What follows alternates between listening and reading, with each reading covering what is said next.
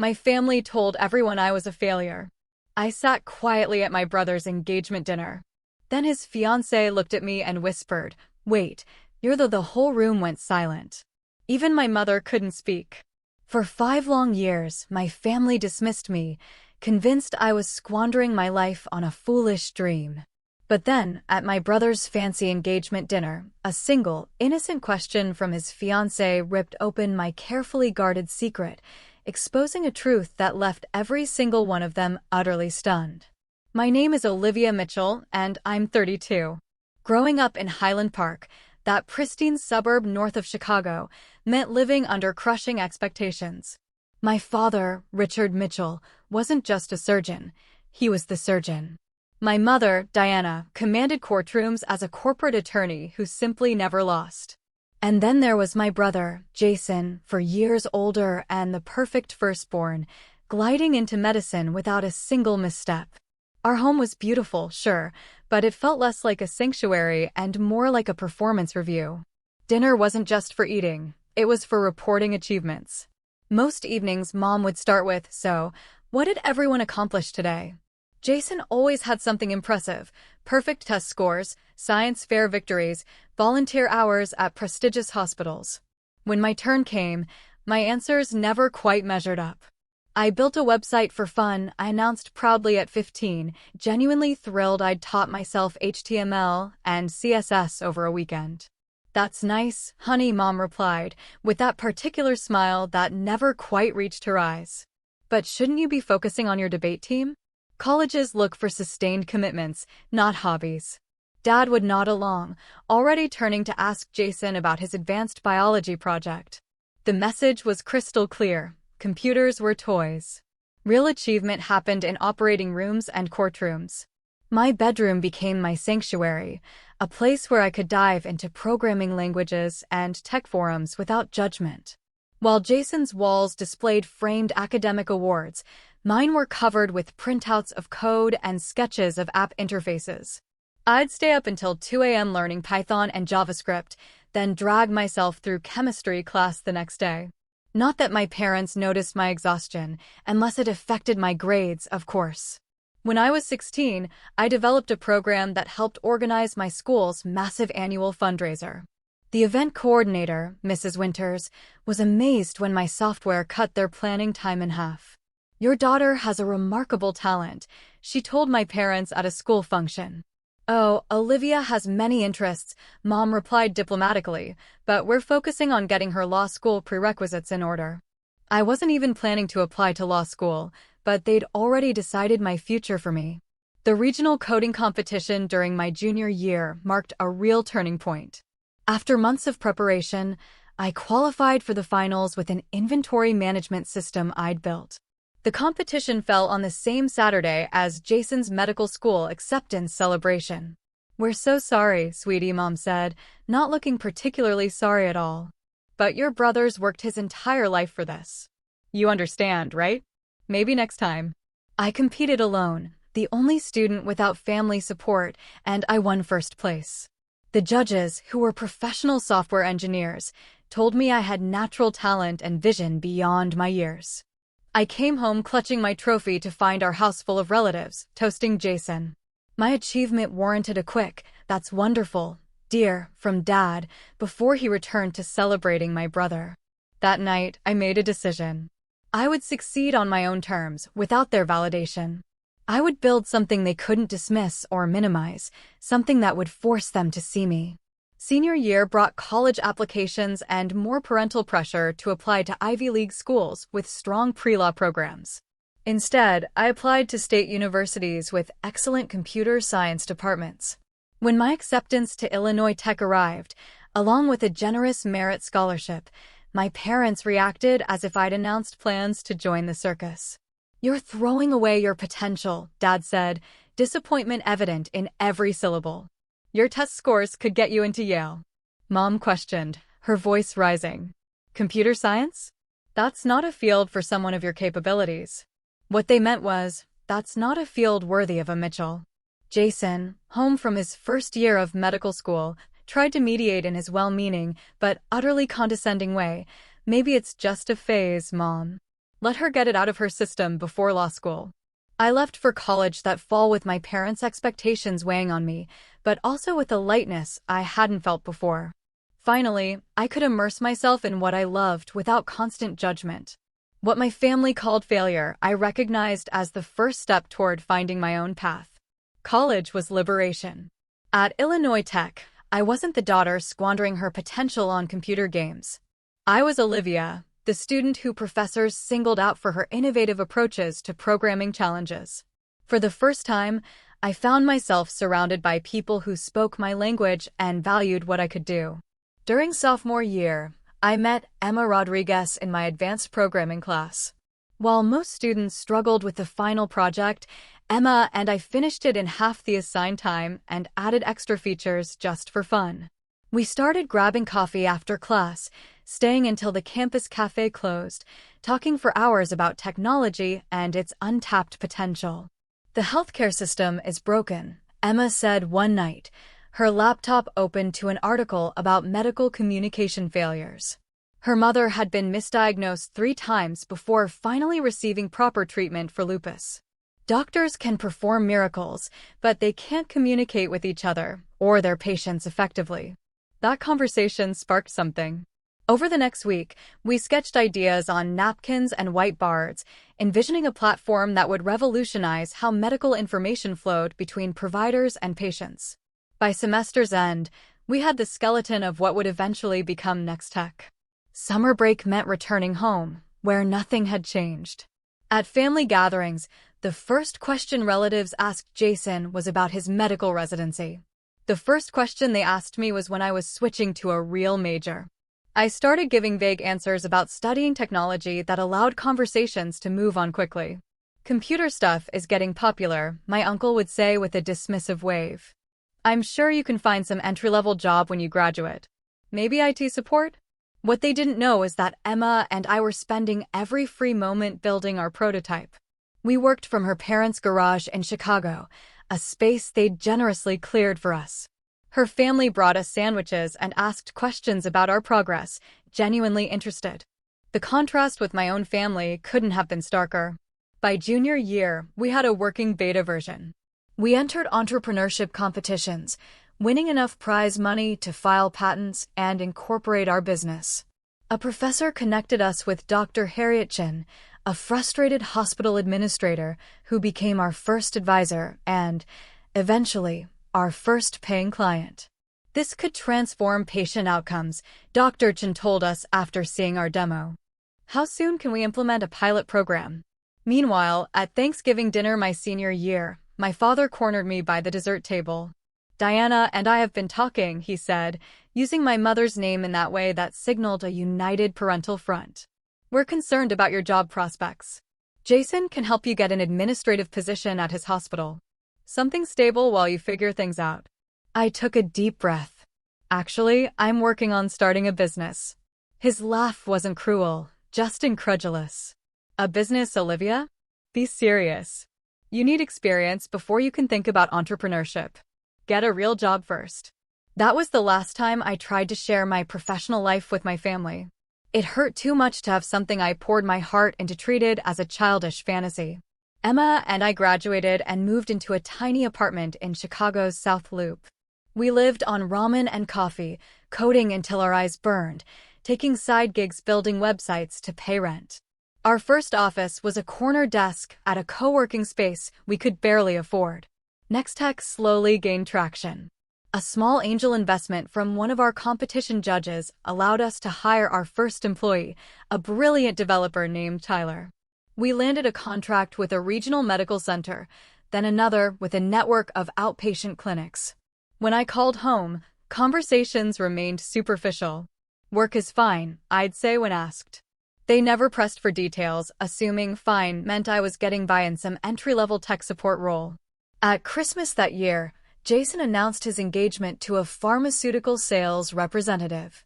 My parents beamed with pride while relatives asked about wedding plans. Later, my mother found me alone in the kitchen. You know, Olivia, she said, refilling her wine glass, Jason's friend Mark is single. He's finishing his residency in neurology. I could arrange an introduction. The subtext was clear: at least I could marry success if I couldn't achieve it myself. What my family didn't see was our user base growing exponentially, hospitals reporting reduced errors and improved patient satisfaction. Medical journals were beginning to take notice of our platform's impact. "We need to talk about scaling," Emma said one morning, spreading investor meeting invitations across our desk. "We can't keep up with demand." By the time I turned 26, Nextech had 30 employees and had raised $5 million in venture capital. I had moved into a modest but beautiful apartment overlooking Lake Michigan and could afford to pay off my student loans. Still, when I visited my parents, I drove my old college car and wore simple clothes, allowing them to maintain their narrative about my struggle. It wasn't entirely about proving them wrong anymore. It was about protecting something precious from people who had never valued it. I wanted success on my terms, not as a concession that my path was valid. As time passed, the distance between my two worlds grew. In one, I was a rising tech entrepreneur whom industry publications were beginning to notice. In the other, I was the daughter who had failed to live up to her potential. The cognitive dissonance was sometimes overwhelming. The email from Memorial Health System arrived on a Tuesday morning in April. I read it 3 times before calling Emma into my office. "They want to implement Nextech across their entire network," I said, my voice barely above a whisper. 27 hospitals in 3 states. Emma collapsed into the chair across from my desk. "That's the largest healthcare provider in the Midwest," I finished. We'd been building toward this moment for years, but actually reaching it felt surreal. The contract would multiply our revenue tenfold and establish us as a major player in health tech. Within hours, our phones were ringing with calls from other hospital systems interested in what Memorial had seen in us. The following month brought our first acquisition offer from a larger tech company, $30 million. Emma and I sat in a sleek conference room listening to executives twice our age explain why we should take the money and work for them. "It's a generous offer," Emma said as we walked back to our office. "It is," I agreed. "And we're turning it down." We both knew Nextech was worth more than money. It was about building something that actually helped people, something that mattered. We weren't ready to give up control. 2 weeks later, venture capital firm Sierra Partners offered $30 million for a minority stake, valuing our company at over $100 million. This time, we accepted. The investment would allow us to expand without losing our vision. When the press release went out, I requested that only my first name be used. Olivia, co-founder and CEO, the articles read, usually with Emma's photo beside a silhouette with my name. It wasn't about hiding exactly. It was about controlling my narrative. "Don't you want recognition?" Emma asked after an industry conference where I deliberately kept a low profile. "You've earned it." "I do," I admitted. "Just not yet, and not from strangers." What I couldn't articulate, even to Emma, was my complicated relationship with validation. I wanted my family to see me, truly see me, but I wasn't sure I could handle them taking credit for my success or minimizing it once it became undeniable. I needed this to be mine, completely, before I shared it. Besides, there was something powerful about building an empire in silence. In tech circles, I was becoming known as the ghost founder, the brilliant but camera-shy woman behind Nextech's revolutionary platform. The mystery only enhanced my reputation. The profile in TechWorld magazine came next. They wanted photos of both founders, but I negotiated. Just Emma's clear image and me photographed from behind, looking out over our growing office. The article praised our innovation and leadership without delving into my background, just how I wanted it. At 28, I was a multimillionaire on paper. I bought a stylish condo in downtown Chicago, but kept it minimal and unassuming. When relatives asked about my apartment, I described it vaguely as a small place with roommates, allowing them to believe I was still struggling. My circle of trust remained tiny. Emma knew everything, of course. My assistant, Kayla, understood the family situation after organizing one too many declined invitations to Mitchell family events. My therapist, Dr. Winters, helped me process the conflicting emotions of success without recognition. "What are you waiting for?" Dr. Winters asked during one session.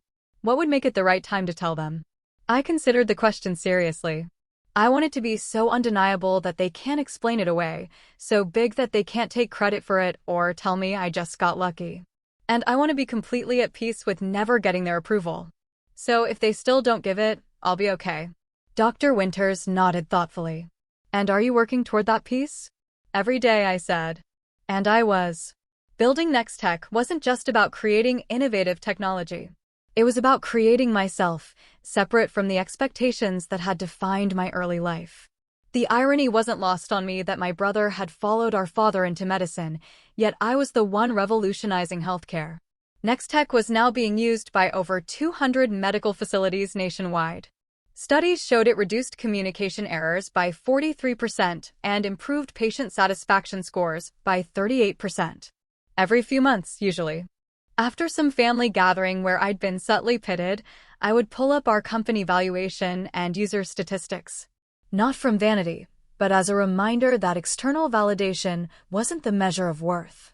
The numbers helped ground me when old insecurities threatened to resurface. Then came the rumors of potential acquisition by Horizon Health Technologies, one of the largest health software companies in the country. Their initial outreach was tentative, feeling out whether we might entertain an offer after turning down several others.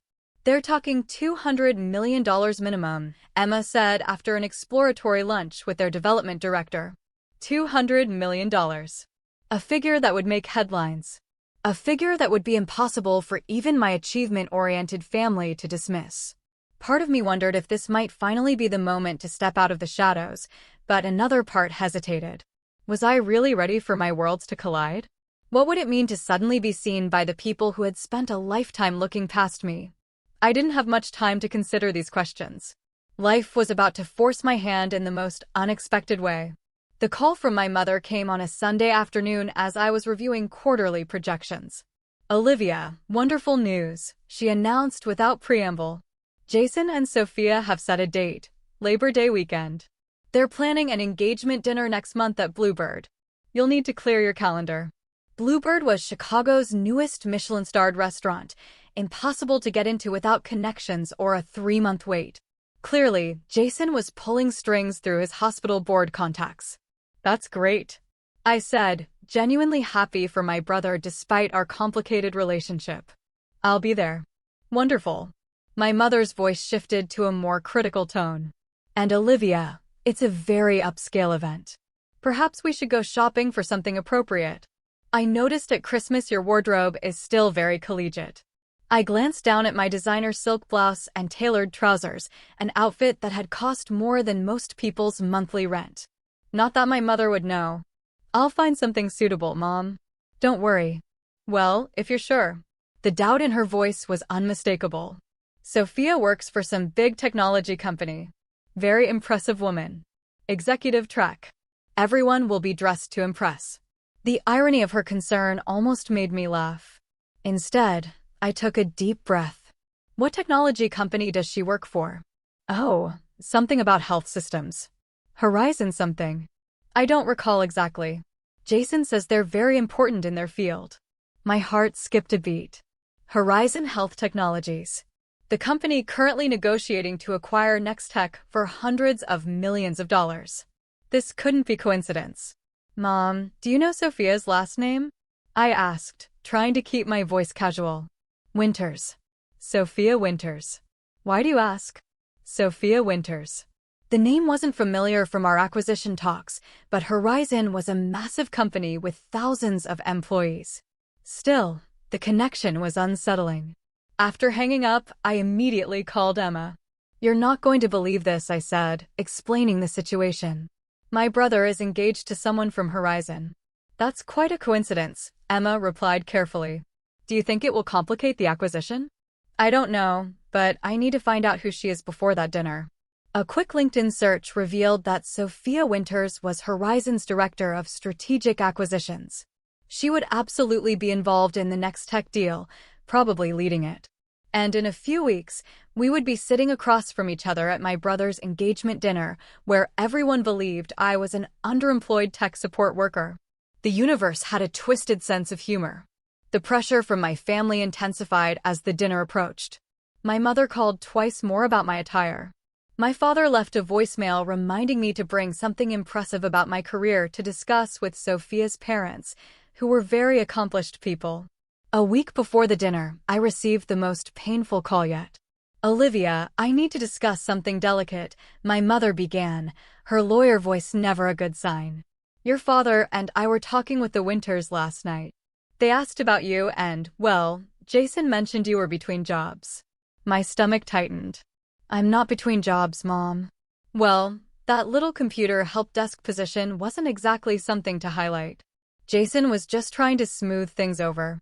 The point is, Sophia's father knows someone at Apple who might be hiring entry-level IT staff. Isn't that wonderful? We could finally get you on a proper career track. The casual dismissal of my work, the assumption that I needed rescuing, the complete lack of curiosity about what I'd been doing for the past 5 years, it all crashed over me in a wave of frustration. "Mom, I appreciate the thought, but I'm satisfied with my current position." My voice was tight with controlled emotion. "Don't be proud, Olivia. This is a real opportunity. We all have to start somewhere." After hanging up, I called Rachel, my childhood friend who had recently moved back to Chicago. Unlike my family, Rachel had always supported my ambitions, even when she didn't fully understand them. Over the years, she'd become one of the few people who knew the truth about Next Tech. "They set you up for a pity job interview?" Rachel's indignation on my behalf was exactly what I needed. "While you're in the middle of a $200 million acquisition deal. That's rich, even for your parents." The worst part is, the woman my brother is marrying is literally the person negotiating to buy my company, I said, laughing at the absurdity. "And no one in my family has any idea." "So, what are you going to do at this dinner?" she asked.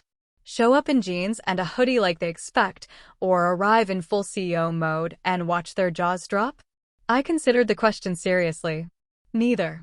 I'm just going to be myself. No pretense, no big revelation, no games, just dignity. Rachel raised her eyebrows. "That's very mature of you."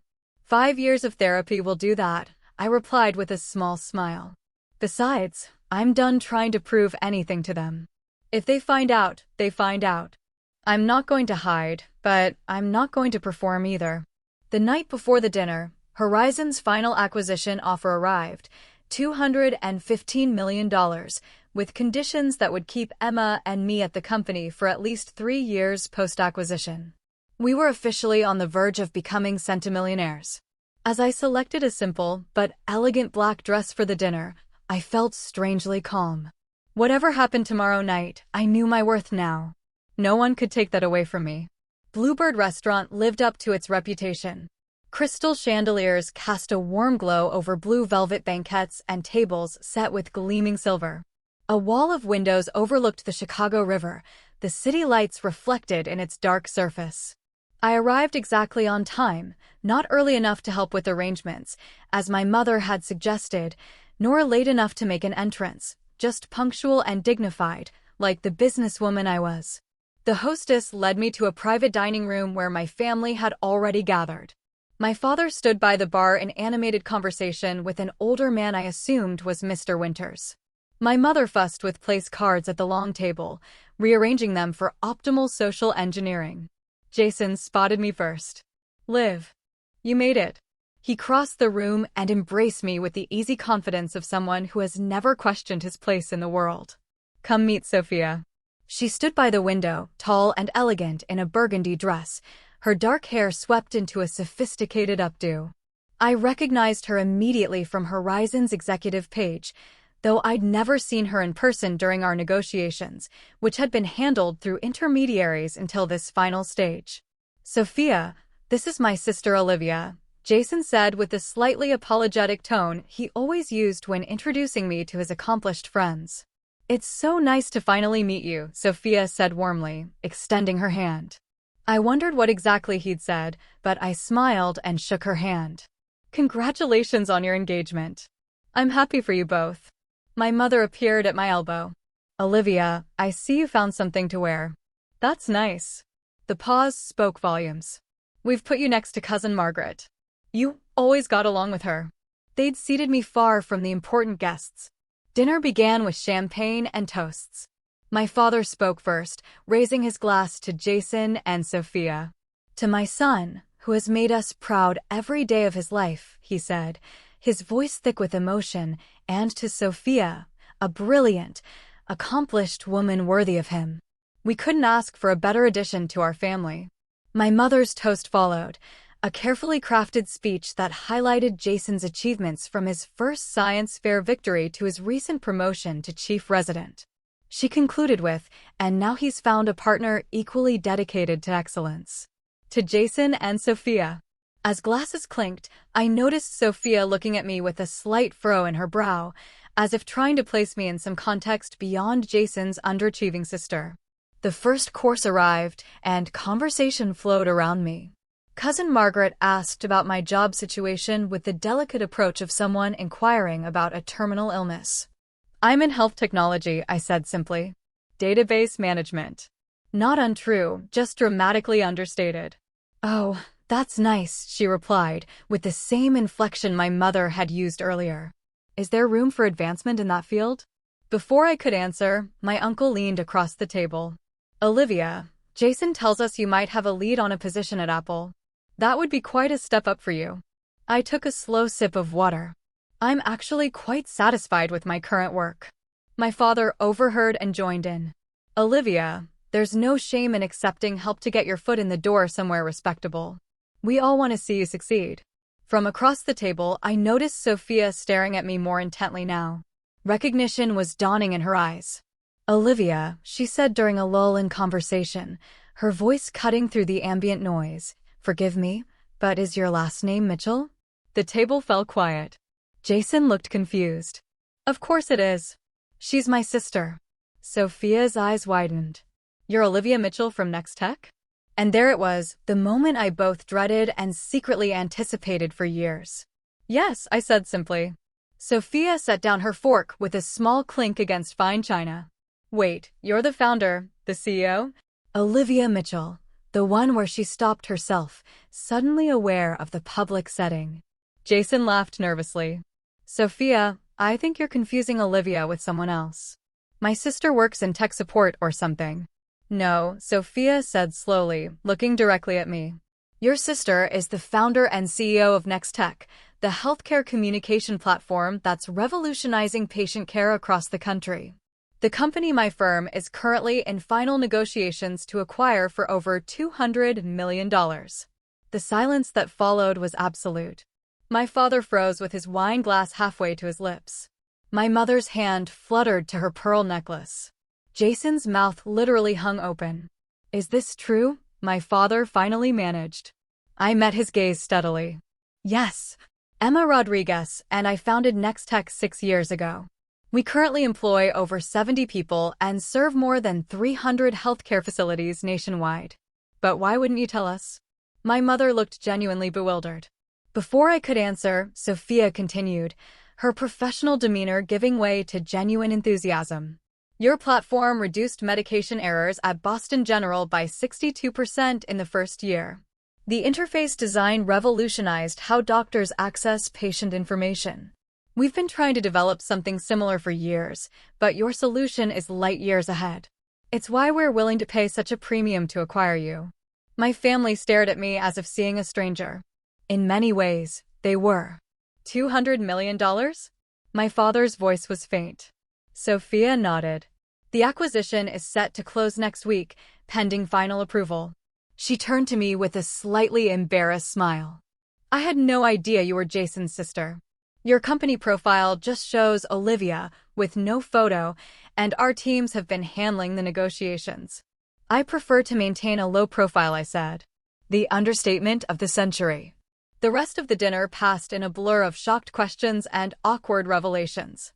Relatives who had pitted me an hour before now asked for investment advice. My mother mentioned 3 times that she always knew I had a special talent with computers. My father claimed he'd told colleagues about his daughter, the tech entrepreneur. For years, Jason alone remained relatively quiet, processing the fact that his struggling little sister was about to sell her company for a sum that dwarfed his entire expected lifetime earnings as a physician.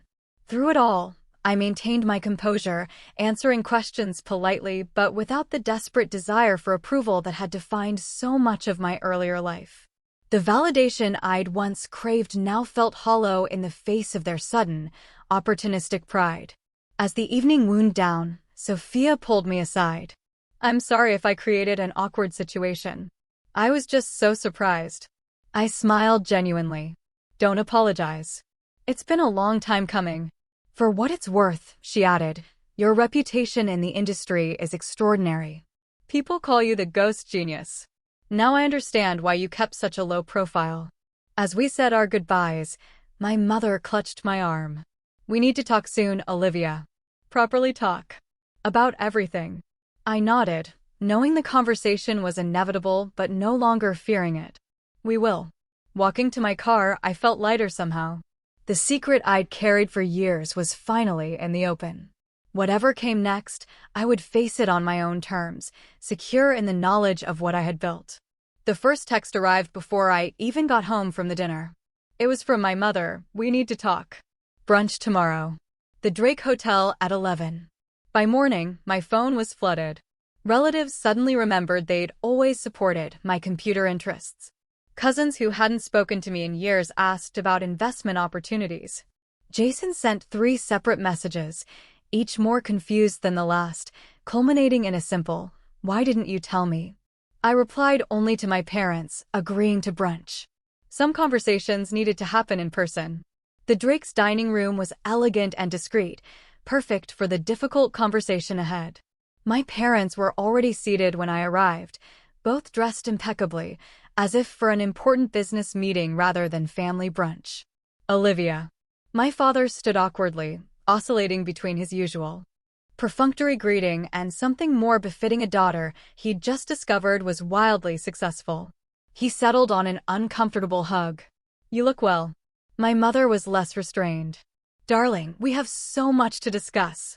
I've been reading all about Nextech this morning. The innovation awards, the funding rounds, the user growth statistics. Why would you keep all this from us? We're your family." I took a deep breath. "I think you know why." "I certainly don't," my father replied, his tone defensive. "We've always supported your pursuits." The waiter arrived with coffee, giving me a moment to compose my thoughts. Once he left, I looked directly at my parents. "You never took my interest in technology seriously.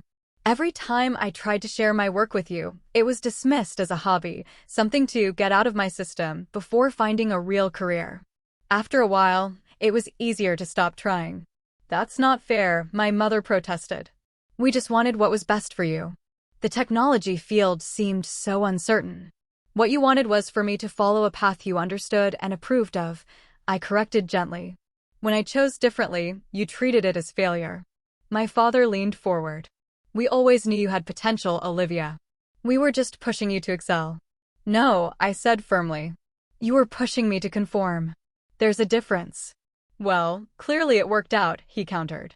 "Look at what you've accomplished. Perhaps our pushing helped motivate you."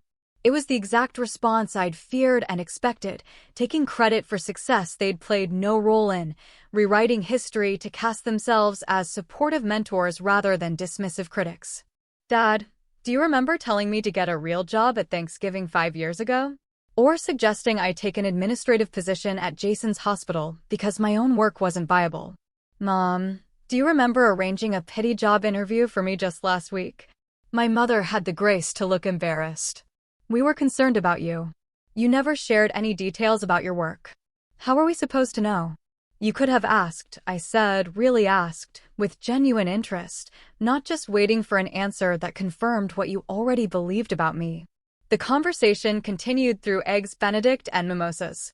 Painful, but necessary. My mother vacillated between defensiveness and attempts at reconciliation. My father, true to form, tried to maintain his authority by suggesting he'd always seen my hidden potential. "Your brother always spoke highly of your intelligence," my mother offered, as if Jason's approval legitimized me retroactively. "I know you both love me," I said finally. "But love without respect or understanding isn't enough. I needed you to see me for who I actually was, not who you wanted me to be." We parted with tentative plans to have dinner the following week, a first step toward whatever our relationship might become. It wasn't the cathartic resolution of a movie scene, but real healing rarely is. Jason appeared at my apartment that evening, unannounced. "I brought wine," he said awkwardly, holding up an expensive bottle of Cabernet. "Figured we might need it." I let him in, somewhat surprised by his initiative. My sleek penthouse, with its floor-to-ceiling windows and minimalist design, was a far cry from the struggling existence he'd imagined for me. "Nice place," he said, looking around. "Really nice. Thanks." We settled in my living room, glasses of wine in hand, the Chicago skyline glittering beyond the windows. "So," he began, "I've been an ass." The blunt admission startled a laugh out of me. "Not entirely. No, I have. I bought into this whole narrative about you struggling or being lost or whatever. I never really asked you about your work, like, actually asked." "No, you didn't." He swirled his wine thoughtfully. "I think I liked being the successful one, the one who made Mom and Dad proud. It was comfortable." His honesty disarmed me. I'd expected excuses or the same revisionist history our parents had attempted. "For what it's worth," he continued, "I'm sorry. And I'm really impressed by what you've built. Sophia hasn't stopped talking about your platform. Apparently, you're some kind of genius." "I just built something I believed in," I said. "Something that actually helps people. Like what I try to do as a doctor," he nodded. "Just on a much larger scale, apparently." We talked for hours, really talked, perhaps for the first time as adults. He asked genuine questions about Next Tech, about the challenges of building a company from nothing. I asked about his medical work and found myself actually interested in his answers when they weren't presented as evidence of his superiority. As he was leaving, he paused at the door. "Sophia really likes you, you know. She was mortified about outing you at dinner, but she's hoping you two might become friends, especially if you'll be working together after the acquisition." "I'd like that," I said, surprised to find I meant it. Over the next few weeks, as the acquisition moved toward completion, my family relationships entered unfamiliar territory. My parents oscillated between genuine attempts to understand my work and reflexive behaviors born from decades of seeing me through a particular lens. There were uncomfortable lunches where my father tried to give me business advice and awkward phone calls where my mother asked if I was eating properly despite my busy CEO schedule. But there were also moments of genuine connection. My father asked to see Nextech's platform and listened attentively as I explained its features. My mother admitted that she'd never really understood technology, but was proud of what I'd created. Small steps, but meaningful ones. The most unexpected development was Sophia's role in bridging the gap between my worlds. As both my future sister-in-law and my professional colleague, she had a unique perspective on the Mitchell family dynamics.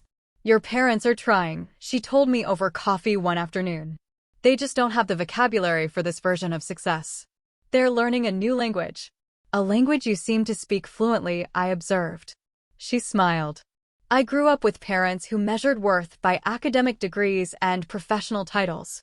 It took me years to realize there are many paths to a meaningful life. Maybe I can help translate a bit."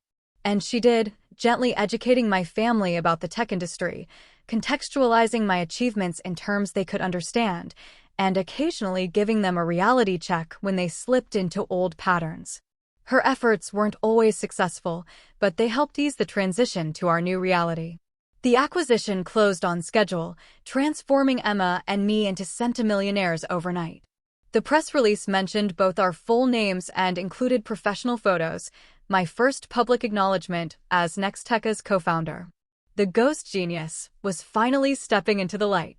6 months after my brother's engagement dinner, life had found a new rhythm. The Nextech acquisition had closed successfully, and I now led the innovation division at Horizon Health Technologies. Our platform was being implemented in hospitals across 3 continents, with Emma overseeing international expansion. My office overlooked the Chicago River, its waters reflecting the changing seasons. Today, spring sunshine glinted off its surface as I finished a conference call with our development team in Singapore. A text from Sophia interrupted my workflow. "Reminder dinner at your place tonight. I'm bringing that wine you liked." Jason says he's making dessert, so expect emergency cupcakes from the bakery when he inevitably burns something. I smiled. These casual family dinners had become a monthly tradition, something I would have found unimaginable a year ago. Sometimes my parents joined. Sometimes it was just the three of us. But the easy camaraderie that had developed between Sophia, Jason, and me was something I treasured. Working with Sophia had accelerated our friendship. Her straightforward approach to business matched my own, and her insights into my family dynamics proved invaluable. She understood my parents in ways I sometimes couldn't, identifying the insecurities beneath their controlling behaviors. "Your dad didn't dismiss your tech career because he thought you'd fail," she observed once. "He dismissed it because he didn't understand it." And Richard Mitchell hates not understanding things. My relationship with Jason had transformed most dramatically. Without the hierarchy of successful doctor and struggling sister, we discovered common ground. Both of us were driven, detail-oriented perfectionists who genuinely wanted to improve healthcare. Now we traded ideas instead of judgments. My parents were trying. That was the most accurate description. We had established new boundaries, with my mother no longer offering unsolicited advice about my appearance, and my father making visible efforts to ask questions about my work without immediately suggesting improvements. Our weekly Sunday calls were no longer exercises in evasion, but actual conversations. Not always easy ones, but real nonetheless. My mother had even visited Nextech's offices, her initial awkwardness giving way to genuine pride as employees greeted me with obvious respect. The healing wasn't just external.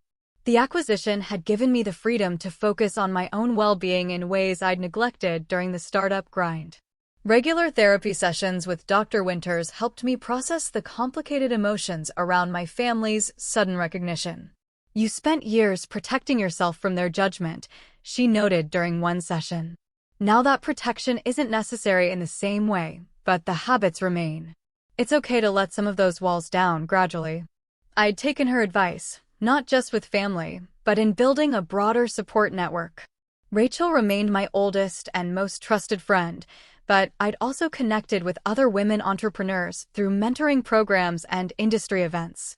The isolation that had characterized my early career had given way to a chosen family of people who understood both my work and my journey. One particular source of joy was mentoring young women in technology. Once a month, I hosted workshops for high school girls interested in STEM fields, sharing not just technical knowledge, but the emotional resilience needed to pursue unconventional paths. "My parents think computer science is just a hobby," one 15-year-old told me, echoing my own experience. "They want me to become a lawyer like my mom." "What do you want?" I asked. "To build things that matter," she replied without hesitation. "Then build them," I said, sharing resources and encouragement. "Find the people who believe in your vision, even if they're not your family, and keep the door open for your parents to understand later." That evening, as I prepared for dinner with Jason and Sophia, I reflected on how far I'd come. The external validation I'd once craved had arrived in abundance: industry recognition, financial success, even family acknowledgement. But I discovered something more valuable along the way: the ability to validate myself. Jason arrived first, bearing both a homemade chocolate cake that looked surprisingly edible and the emergency bakery cupcakes Sophia had predicted. "I hedged my bets," he admitted with a laugh. "But I'm getting better." Only set off the smoke alarm once this time. Sophia arrived with wine and news about their wedding plans. As we gathered around my dining table, the conversation flowed easily, from work to wedding to family gossip. "Mom's actually reading books about technology startups," Jason reported. "I found tech founders under 30 on her nightstand last week." "Better late than never," I said without bitterness. Later, as we moved to the living room with coffee and dessert, Sophia asked a question that caught me off guard. "Do you ever wish things had been different, that your family had recognized your potential from the beginning?" I considered carefully before answering. "Of course. Sometimes it would have been easier, less painful. But I'm not sure I would have built the same resilience or clarity of purpose. I learned to believe in myself when no one else did. That's a powerful foundation." Plus, Jason added with newfound self-awareness, If mom and dad had been fawning over your tech career, I might have grown up even more insufferable than I was. We laughed, the sound floating out over the city lights. The journey wasn't over. Family relationships are never truly fixed, but rather continuously evolving. There would be more difficult conversations, more moments when old patterns threatened to reassert themselves. But something fundamental had shifted. I no longer needed my family to see my worth in order to know it myself. That freedom allowed me to accept their growing appreciation without desperation, to forgive past dismissals without forgetting the lessons they taught me, and to build relationships based on who we were becoming rather than who we had been. Success isn't measured by recognition, but by impact. By that standard, Nextech had succeeded beyond my wildest dreams, improving patient outcomes and healthcare communication for thousands. And I had succeeded in creating a life authentic to my values and vision, regardless of who approved. As for family, the one we're born into and the one we choose, perhaps the greatest lesson was that relationships can transform when we bring our whole, authentic selves to them. Not everyone will celebrate your path, but those worth keeping in your life will eventually learn to see you clearly. The next day, as I looked out over the city from my office window, I felt gratitude for the journey, complicated as it had been. The path forward wasn't perfectly clear, but I was walking it on my own terms, creating success by my own definition, and that, more than any acquisition deal or family validation, was the real achievement.